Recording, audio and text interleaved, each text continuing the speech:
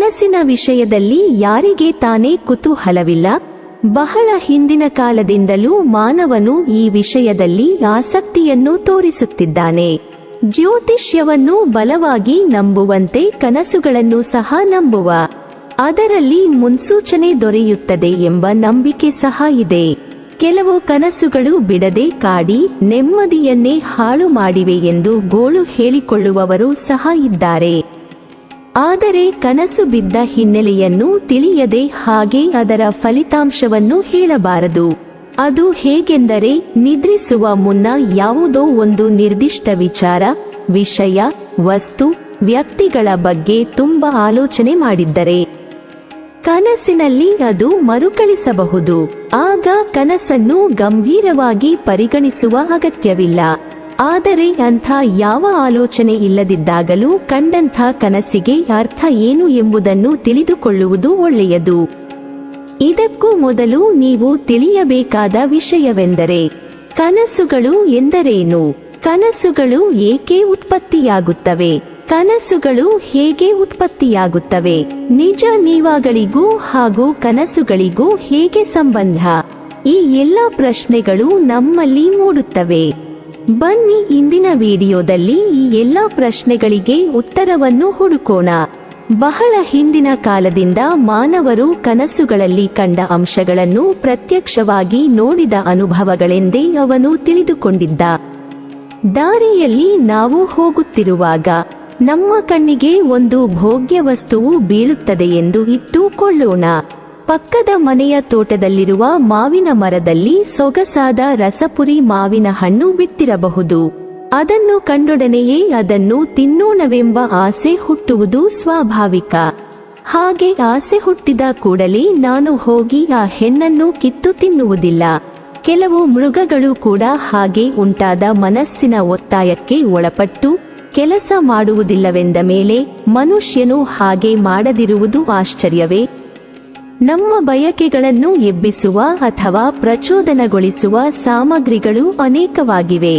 ಮಾವಿನ ಹಣ್ಣಿನಂತೆಯೇ ಒಂದೊಂದು ಪ್ರಚೋದಕ ವಸ್ತುಗಳು ನಮ್ಮ ಮುಂದೆ ನಾವಿರುವ ಸನ್ನಿವೇಶದಲ್ಲಿ ಬಂದಾಗ ನಮ್ಮ ಮನಸ್ಸಿನಲ್ಲಿ ಒಂದು ಬಗೆಯ ಆಕಾಂಕ್ಷೆ ತಲೆದೋರಬಹುದು. ಹೀಗೆ ಆಕಾಂಕ್ಷೆ ತಲೆದೋರುವುದು ಹುಟ್ಟುಗುಣ. ಇಂತಹ ಹುಟ್ಟುಗುಣಗಳು 14 ಇವೆ ಎಂದು ಕೆಲವರು ಮನಃಶಾಸ್ತ್ರಕಾರರು ಹೇಳುವರು. ಇವುಗಳು ಯಾವುವು ಎಂದರೆ, ಆಹಾರ ಹುಡುಕಿ ಕೊಂಡು ಹೋಗುವುದು, ಮೈಥುನ ಭಯ, ಜುಗುಪ್ಸೆ, ಕುತೂಹಲ, ವಾತ್ಸಲ್ಯ, ಸಂಘಜೀವನ, ಪ್ರತಿಷ್ಠೆ, ವಿಧೇಯತೆ, ಮೊರೆಯಿಡುವುದು, ಕೋಪ, ರಚನಾ ಶಕ್ತಿ, ಶೇಖರಿಸುವುದು ಮತ್ತು ಹಾಸ್ಯ. ರಸಪುರಿ ಮಾವಿನ ಹಣ್ಣನ್ನು ಕಂಡೊಡನೆಯೇ ಆ ಪ್ರಚೋದನೆಗೆ ಅನುಸಾರವಾಗಿ ಅದನ್ನು ಕಿತ್ತು ತಿಂದು ಬಿಡುವುದಿಲ್ಲ. ಹಾಗೆ ಮನಸ್ಸನ್ನು ಬಿಗಿ ಹಿಡಿದು ಅದರಿಂದ ಬೇರೊಂದು ರೀತಿಯಲ್ಲಿ ಕೆಲಸ ಮಾಡಿಸುವುದು ಕಲಿತ ಗುಣ. ಹುಟ್ಟುಗುಣಕ್ಕೆ ಅನುಸಾರವಾಗಿ ಆಶೆಗಳು ಉಂಟಾದರೂ ಅವುಗಳನ್ನು ತಡೆಗಟ್ಟಲು ಕೆಲವು ಕಾರಣಗಳುಂಟು. ಭೋಗ್ಯ ವಸ್ತುವನ್ನು ಕಂಡಾಗ ಭೋಗಿಸಬೇಕೆಂಬ ಆಸೆ ಹುಟ್ಟಿದರೂ ಅದನ್ನು ಭೋಗಿಸದಿರುವುದಕ್ಕೆ ಕೆಲವು ಕಾರಣಗಳು ಉಂಟು. ಆ ವಸ್ತು ನಮ್ಮದಲ್ಲ, ಅದು ಬೇರೊಬ್ಬರದ್ದು. ಅದನ್ನು ಉಪಯೋಗಿಸಿದರೆ ಸರ್ಕಾರ ನಮ್ಮನ್ನು ದಂಡಿಸಬಹುದು ಎಂದು ಹೆದರಿ ಮನಸ್ಸಿನಲ್ಲಿ ತಲೆದೋರುವ ಆಶೆಯನ್ನು ನಾವು ಹಿಂದಕ್ಕೆ ತಳ್ಳಬಹುದು. ಎರಡನೆಯದಾಗಿ ಸಮಾಜದ ಭಯ, ನೋಡಿದವರು ಏನೆಂದಾರೆಂಬ ಭಯ. ನಾವು ಸಮಾಜಕ್ಕೆ ತಲೆಬಾಗುತ್ತೇವೆ, ನಾವು ನಮ್ಮ ಮನಸ್ಸು ಬಂದಂತೆ ವರ್ತಿಸುವುದಿಲ್ಲ. ಇವೆರಡಕ್ಕೂ ಮೇಲಾಗಿ ಇನ್ನೊಂದು ಬಗೆಯಾದ ಕಟ್ಟು ಉಂಟು. ಅದು ಧಾರ್ಮಿಕವಾದುದು. ಒಂದು ಕೆಲಸವನ್ನು ಮಾಡಬೇಕು ಅಥವಾ ಮಾಡಬಾರದೆಂಬ ನಿಯಮ. ಆತ್ಮಗೌರವವೇ ಧಾರ್ಮಿಕ ನಿಯಮದ ಅಡಿಗಲ್ಲು. ಈ ಭಾವನೆಯಿಂದಲೇ ಸರಿಯಾದ ಮಾರ್ಗದಲ್ಲಿ ನಡೆಯುವವನು ಮಾನವ ಶ್ರೇಷ್ಠ. ಒಂದು ಮಾತಿನಲ್ಲಿ ಹೇಳುವುದಾದರೆ, ಈ ಆಸೆಗಳು ಕಾರಣಾಂತರಗಳಿಂದ ಈಡೇರದಿದ್ದರೂ ಅವು ಸಂಪೂರ್ಣವಾಗಿ ನಾಶವಾಗಿ ಹೋಗುವುದಿಲ್ಲ. ಮನಸ್ಸನ್ನು ಗಟ್ಟಿ ಮಾಡಿಕೊಂಡು ಬಲವಂತವಾಗಿ ಅವುಗಳನ್ನು ಒಳಕ್ಕೆ ತಳ್ಳಿದಾಗ ಅವು ಸುಪ್ತ ಚೈತನ್ಯದೊಳಕ್ಕೆ ಹೋಗಿ ಅಲ್ಲಿ ಮನೆ ಮಾಡಿಕೊಂಡಿರುತ್ತವೆ. ಶ್ರೀರಾಮನು ಬಾಣವನ್ನು ಏರಿಸಿ ಸಮುದ್ರರಾಜನ ಮೇಲೆ ಬಿಡಲು ಸಿದ್ಧನಾದನಂತೆ. ಸಮುದ್ರರಾಜ ಬಂದು ಕ್ಷಮಾಪಣೆ ಕೇಳುತ್ತಾನೆ. ಹೇಗೆ ರಾಮಬಾಣವನ್ನು ಏರಿಸಿದ ಮೇಲೆ ವ್ಯರ್ಥವಾಗದಂತೆ ಅದಕ್ಕೆ ಎಲ್ಲಿಯಾದರೂ ಸಫಲವಾಗುತ್ತದೆಯೋ ಅದರಂತೆ ನಾವು ಕೂಡ ನಮ್ಮಲ್ಲಿ ಕೋಪಶಾಪಗಳು, ದ್ವೇಷ, ಅಸೂಯೆಗಳು, ಮದ ಮಾತ್ಸರ್ಯಗಳು, ಹಸಿವು, ಬಾಯಾರಿಕೆಗಳು ಹುಟ್ಟಿದಾಗ ಅವುಗಳಿಗೆ ಒಂದು ದಾರಿಯನ್ನು ತೋರಿಸಬೇಕು ಅಥವಾ ಉಪಶಮನ ಮಾಡಬೇಕು. ಅದು ಇಟ್ಟರೆ ಅವು ಸುಮ್ಮನೆ ಇರುವುದಿಲ್ಲ. ಹೊರಕ್ಕೆ ತಳ್ಳಿದರೆ ಅವು ಹೋಗಿಬಿಡುವುದಿಲ್ಲ. ಅವು ನಾಶವಾಗದೆ ನಮ್ಮ ಗಮನಕ್ಕೆ ಬಾರದೆ ಮನಸ್ಸಿನ ಒಳಭಾಗದಲ್ಲಿದ್ದುಕೊಂಡು ಸಮಯವರಿತು ಹೊರಬೀಳುತ್ತವೆ. ಹೀಗೆ ಈಡೇರದ ಆಸೆಗಳನ್ನು, ವ್ಯಕ್ತವಾಗದ ಕೋಪತಾಪಗಳನ್ನು ಗರ್ಭಸ್ಥವನ್ನಾಗಿ ಮಾಡಿಕೊಂಡಿರುವ ಮನಸ್ಸಿನ ಭಾಗವನ್ನು ನಾವು ಸುಪ್ತಚೇತನವೆಂದು ಕರೆಯಬಹುದು ಅಥವಾ ಪ್ರಜ್ಞಾಹೀನ ಸ್ಥಿತಿ ಎಂದು ಕರೆಯಬಹುದು. ಇದನ್ನು ಇಂಗ್ಲಿಷಿನಲ್ಲಿ ಅನ್ಕಾನ್ಶಿಯಸ್ ಎಂದು ಕರೆಯುತ್ತಾರೆ. ನಾವು ಸುಲಭವಾಗಿ ಮನಗಾಣುವ ಮನೋಭಾಗವನ್ನು ಎಚ್ಚರವಾಗಿರುವ ಅಥವಾ ಜಾಗೃತ್ ಚೈತನ್ಯವೆಂದು ಕರೆಯಬಹುದು ಅಥವಾ ಪ್ರಬುದ್ಧ ಚೇತನ ಎನ್ನಬಹುದು. ಅಖಂಡ ಮನಸ್ಸಿನಲ್ಲಿ ಇದು ಕೇವಲ ಸ್ವಲ್ಪ ಭಾಗ, ಅನ್ಕಾನ್ಶಿಯಸ್ ಮನಸ್ಸಿನ ಹೆಚ್ಚು ಭಾಗವೆನ್ನಬಹುದು. ಹಾಗಾದರೆ ಸುಪ್ತ ಚೇತನ ಅಥವಾ ಅನ್ಕಾನ್ಶಿಯಸ್ ಹೇಗೆ ಕೆಲಸ ಮಾಡುತ್ತದೆ, ಅದರ ಪ್ರತಿಭೆಯನ್ನು ಯಾವ ರೀತಿ ಹೊರಗೆ ಹಾಕುತ್ತದೆ ಎಂದು ನೀವು ಕೇಳಬಹುದು. ಪ್ರಬುದ್ಧ ಚೇತನವು ಕೆಲಸ ಮಾಡುವಾಗ ನಮ್ಮ ಜಾಗೃತಾವಸ್ಥೆಯಲ್ಲಿಯೂ ಸಹ ಅನ್ಕಾನ್ಶಿಯಸ್ ಕೆಲಸ ಮಾಡಲು ಶಕ್ತಿಯುಳ್ಳದ್ದು. ಅದು ಹೇಗೆಂಬುದನ್ನು ಕೆಲವು ಉದಾಹರಣೆಗಳಿಂದ ಸಮರ್ಥಿಸಬಹುದು. ಪ್ರಬುದ್ಧ ಚೇತನ ಮತ್ತು ಸುಪ್ತಚೇತನ ಎಂದು ನಾವು ವಿಭಾಗ ಮಾಡಿದ ಮಾತ್ರಕ್ಕೆ ಇವು ಒಂದನ್ನು ಬಿಟ್ಟು ಒಂದು ಬೇರೆ ಬೇರೆಯಾಗಿ ಕೆಲಸ ಮಾಡುವುದಿಲ್ಲ. ಜಾಗೃತಾವಸ್ಥೆಯಲ್ಲಿಯೂ ಕೂಡ ನಾವು ಆಡುವ ಮಾತುಗಳನ್ನು, ನಾವು ಮಾಡುವ ಕೆಲಸಗಳನ್ನು ಸುಪ್ತ ಚೇತನವು ಹಲವಾರು ವಿಧದಲ್ಲಿ ವ್ಯತ್ಯಾಸಗೊಳಿಸುವುದು. ಅದು ಹೇಗೆ ಎಂಬುದನ್ನು ಕೆಲವು ಉದಾಹರಣೆಗಳಿಂದ ವಿಶದಪಡಿಸಬಹುದು. ಹೆಸರುಗಳನ್ನು ಮರೆಯುವುದು ಎಲ್ಲರ ಅನುಭವಕ್ಕೂ ಬರುವಂತಹ ವಿಷಯ. ಮರೆವು ನಮಗೇಕೆ ಉಂಟಾಗುತ್ತದೆಂಬುದನ್ನು ಪರಿಶೀಲಿಸಿ ಅದಕ್ಕೆ ಅನೇಕ ಕಾರಣಗಳನ್ನು ಮನಃಶಾಸ್ತ್ರಕಾರರು ಹೇಳಿರುವರು. ಅದಕ್ಕೆ ಅನ್ಕಾನ್ಶಿಯಸ್ ಒಂದು ಕಾರಣ. ಅನ್ಕಾನ್ಶಿಯಸ್ನಲ್ಲಿ ಆ ಹೆಸರುಗಳನ್ನು ಮರೆಯಬೇಕೆಂಬ ಬಯಕೆ ಇದ್ದ ಪಕ್ಷದಲ್ಲಿ ನಮಗೆ ಆ ಹೆಸರುಗಳ ವಿಚಾರವಾಗಿ ಮರೆವು ಪ್ರಾಪ್ತವಾಗುವುದು. ಈ ಕಾರಣದಿಂದ ನಮ್ಮ ದಿನಚರಿಯ ನಡವಳಿಕೆಯಲ್ಲಿ ಉಂಟಾಗುವ ನೂರಾರು ಮರೆವುಗಳನ್ನು ಮನಃಶಾಸ್ತ್ರಕಾರರು ಹೇಳಿರುವರು. ನಮ್ಮ ಆಂತರ್ಯದಲ್ಲಿ ಬೇಕಿಲ್ಲದಿದ್ದರೂ ಲೌಕಿಕಕ್ಕೆ ಕಟ್ಟುಬಿದ್ದು ಯಾರಿಗೋ ಒಬ್ಬರಿಗೆ ಒಂದು ಕಾಗದವನ್ನು ಬರೆಯುತ್ತೇವೆ ಎಂದು ಇಟ್ಟುಕೊಳ್ಳೋಣ. ಆಮೇಲೆ ಆ ಕಾಗದವನ್ನು ಟಿಪಾಲಿಗೆ ಹಾಕಬೇಕೆಂದು ನಮ್ಮ ಅಂಗಿಯ ಜೇಬಿನಲ್ಲಿ ಇಟ್ಟುಕೊಳ್ಳುತ್ತವೆ. ಆದರೆ ಟಿಪಾಲಿಗೆ ಹಾಕುವುದನ್ನು ಮರೆತು ಬಿಡುತ್ತೇವೆ. ಅನೇಕ ದಿವಸಗಳಾದ ಮೇಲೆ ಎಂದೋ ಒಮ್ಮೆ ಜೇಬಿಗೆ ಯಾತಕ್ಕಾದರೂ ಕೈ ಹಾಕಿದಾಗ ಏನೋ ಕಾಗದ ಸಿಕ್ಕಿದಂತಾಗಿ ತೆಗೆದು ನೋಡಿದರೆ ಅದು ನಾವು ಪೋಸ್ಟ್ ಮಾಡಬೇಕೆಂದು ಜೇಬಿನಲ್ಲಿ ಹಾಕಿಕೊಂಡಿದ್ದ ಕಾಗದವೆಂಬುದು ಭಾಸವಾಗುವುದು. ಇದು ಸರ್ವೇ ಸಾಧಾರಣವಾದ ಅನುಭವ. ಇದು ಹೀಗಾಗುವುದಕ್ಕೆ ಬೇರೆ ಕಾರಣಗಳಿದ್ದರೂ ಅನ್ಕಾನ್ಶಿಯಸ್ನಲ್ಲಿ ಆ ಕಾಗದವನ್ನು ಬರೆಯಬಾರದೆಂದು, ಬರೆದರೂ ಯಾರಿಗೆ ಬರೆದೆವೋ ಅವರಿಗೆ ಮುಟ್ಟಬಾರದೆಂದು ಅಂತರಂಗದ ಒಂದು ಆಸೆ.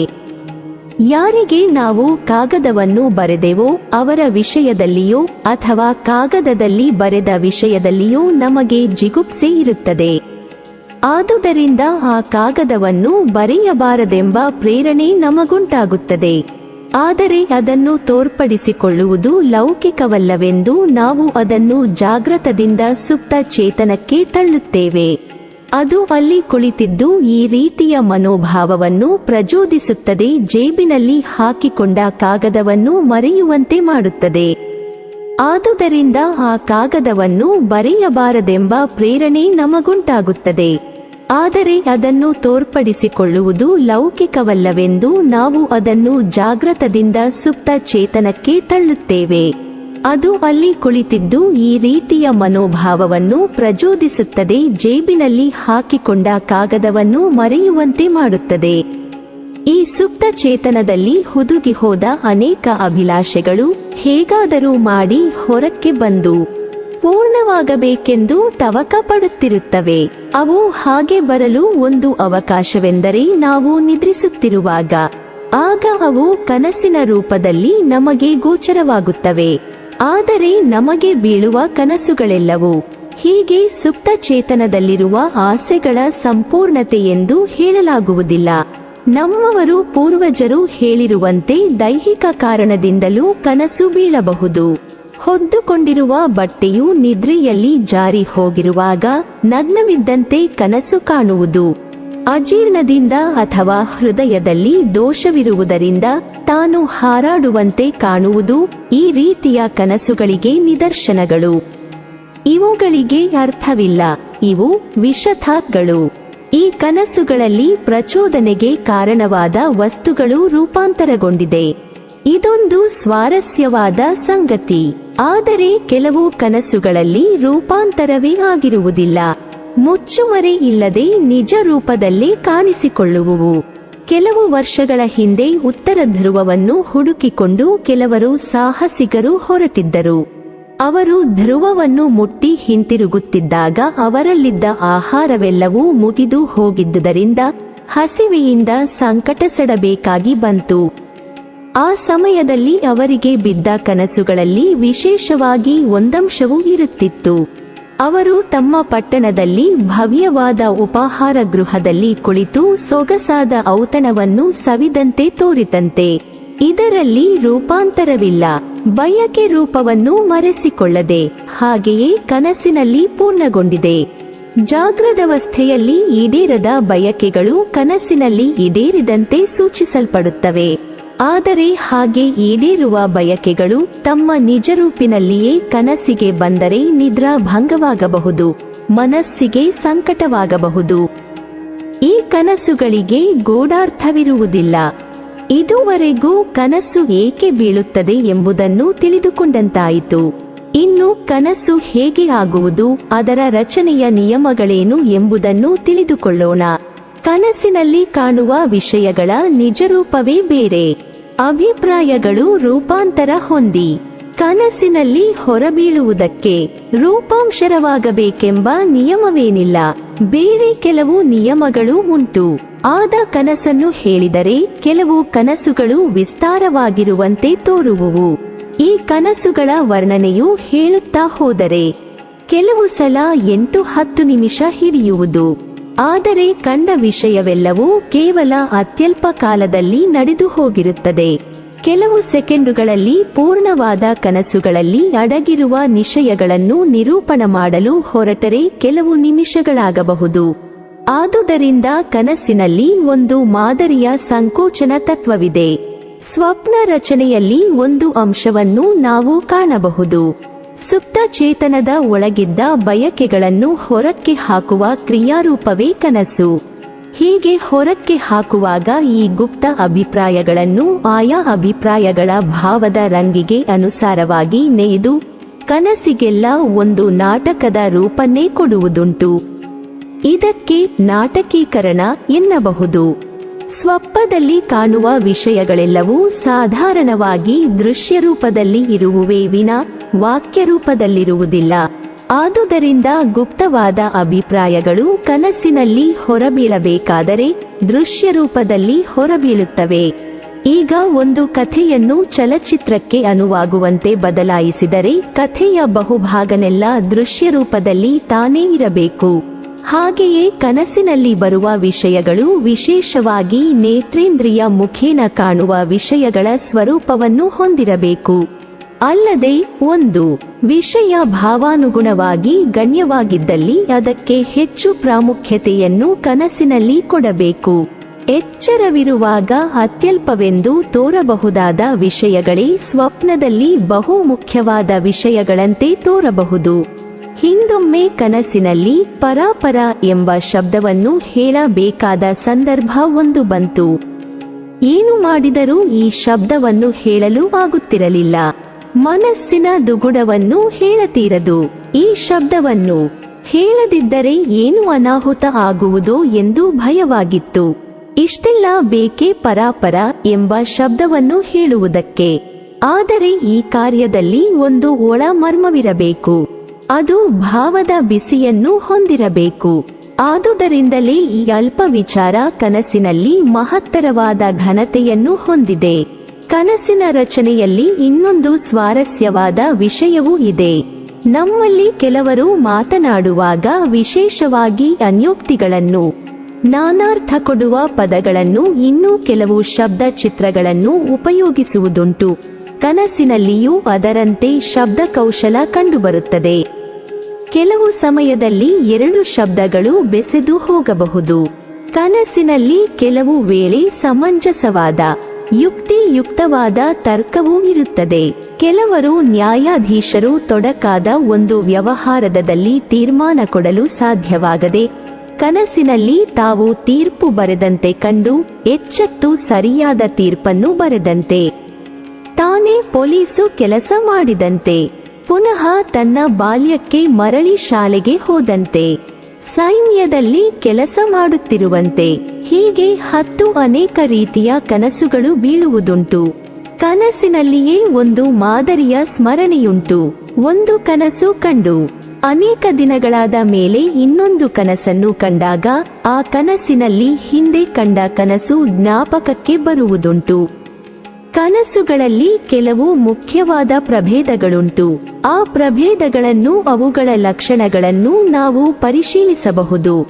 ಕನಸುಗಳಲ್ಲಿ ನಾವು ವಿಶೇಷವಾದ ಗೂಢಾರ್ಥವನ್ನು ಕಾಣುವುದಿಲ್ಲ. ಬ್ಯಾಕ್ಕೋಟ್ ರೂಪಾಂತರವು ಬಹಳ ಕಡಿಮೆಯಾಗಿರುತ್ತದೆ. ನಾವು ಕಾಣುವ ಕನಸುಗಳಿಗೆ ಅರ್ಥಗಳುಂಟು. ಈ ಅರ್ಥಗಳನ್ನು ತಿಳಿಯುವುದು ಸುಲಭವಲ್ಲ. ಈ ಕನಸುಗಳ ಅರ್ಥವನ್ನು ಅನ್ವೇಷಣೆ ಮಾಡುವ ಮೊದಲು ಕನಸುಗಳನ್ನು ಬಿಡಿಸಿ ಒಡೆದು ನೋಡಬೇಕು.